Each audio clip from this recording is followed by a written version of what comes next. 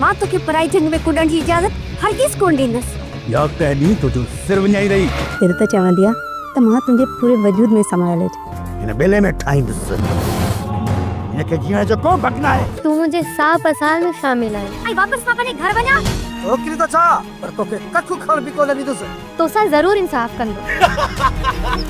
तू जहिड़ी कानी भाॻीन ॻोठ में हूंदी ऊंधे मोह किरंदई।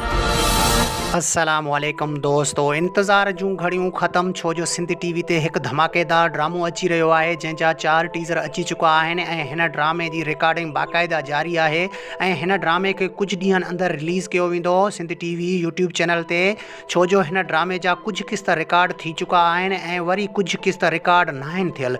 इन लाइ इन ड्रामे खे अपलोड न कयो पियो वञे, लेकिन हिन ड्रामे खे तमामु जल्द यूट्यूब चैनल ते नशर कयो वेंदो। हिन ड्रामे में सभु बेस्ट अदाकार आहिनि ऐं नाले वारा अदाकार आहिनि, जंहिंमें पहिरें नंबर ते आहे सिंध जो बेस्ट अदाकार मजू जेको पुराणे वक़्त खां वठी अदाकारी कंदो थो अचे, ऐं ॿिएं नंबर ते आहे उमेद अली कलवड़, ऐं टें नंबर ते आहे ज़ुल्फ़कार बुर्दी, चौथे नंबर ते आहे हाजन प्रेमी, ऐं 5 नंबर ते आहे अहमद अली शेख, ऐं 6 नंबर ते आहे इरफान अली, ऐं 7 नंबर ते आहे रमशा शहज़ादी, ऐं ॿिया बि कई मशहूरु अदाकार ऐं अदाकाराऊं आहिनि जेकी हिन ड्रामे में कमु करे रहिया आहिनि।